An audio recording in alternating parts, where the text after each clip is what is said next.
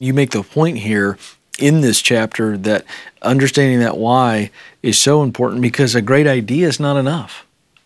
Why? No. Well, that's one of the big, myths out there. And because ultimately all ideas morph on the way to the market, especially as you start talking to potential customers. And every single entrepreneur that's, when they start talking to customers, find out that the customers have a different point of view on what it is that you think you can deliver to make them happy. And they say, nah, I really need this, or I want that. And in the book, I tell a story. One of the stories I tell is of, one of the great ideas of the 20th century, and the inventor of the transistor, who was showered with as much money as he could ever ask for, and was able to recruit the smartest people to come and work with him, and yet he never was able to produce a single device. The best idea ever in the hands of somebody who doesn't have awareness of what it takes to be a successful entrepreneur is going to fail. Yeah, that's absolutely right. All right, so let's. We're not going to be able to hit all of these chapters, but before we go any further, you throw out a name on the cover of the book, a couple of names like Sam Walton and Walt Disney. It's interesting. I want you to talk about what you learned about Sam, and because we think Walmart. And the sheer size of Walmart for some is intimidating, until you go back and you realize how Sam started and what he started with and why he started. What do you reveal about Sam Walton in the book? I know you reveal a lot, but what can we learn about his journey? Yeah. Well, his journey is such a pure journey. And it starts from very humble roots. And I was very fortunate that the Walton family and the Walmart Museum granted me access to all his papers in their archives.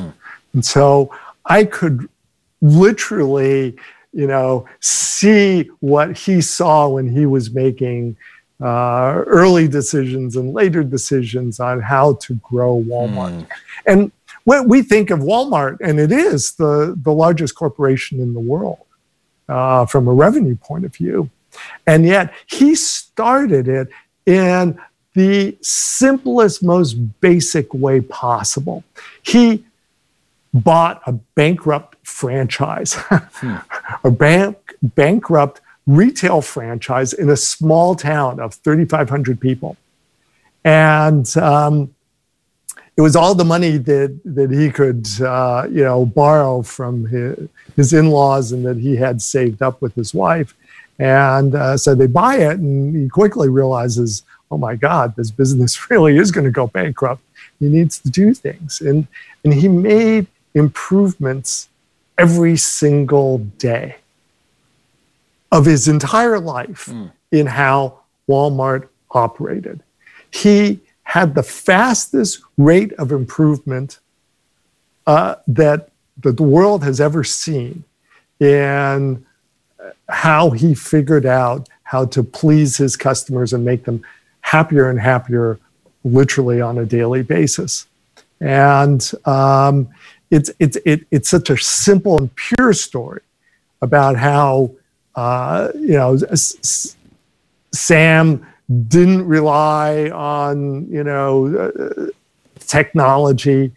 He was all about listening to the customer, asking very basic questions, keeping his instructions to the people he worked with very simple and straightforward.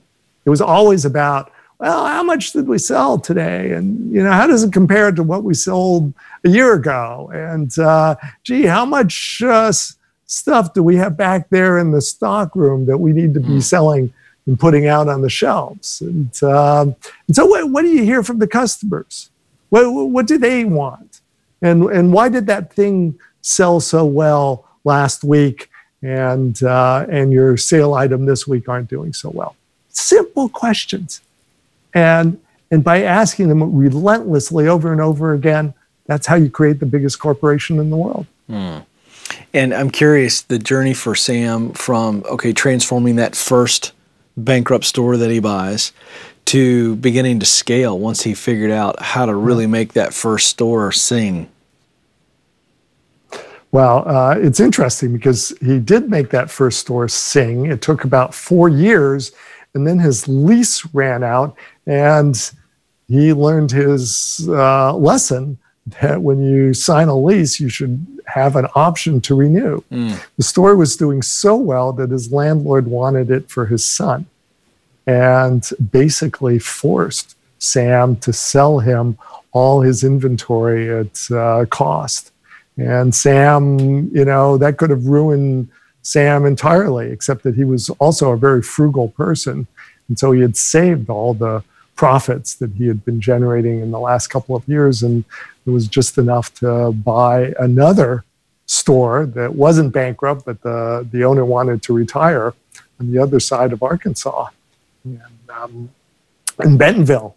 And that was the permanent store that started it all.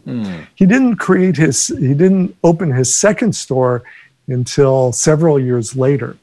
And what most people don't realize is that it took him 17 years after opening his first store to open his first Walmart. All in that intervening years, they were all franchises. Wow. What was so unique about him, other than you gave us some insight into the question asking, the consistent drive to make things better? What else can we learn from Sam Walton? And for our listeners, those that want to get the book, what question does he help personify? Well, so he was not afraid to ask questions. Matter of fact, he admitted that he got most of his good ideas from his competitors or other stores. So after he spent, time in his stores on any given day, he'd go visit other stores, and he'd walk right up to the managers and say, "Hey, I'm Sam Walton. I own a little store in Bentonville, and I noticed that you're doing a great job on, selling this. How did you get that idea?"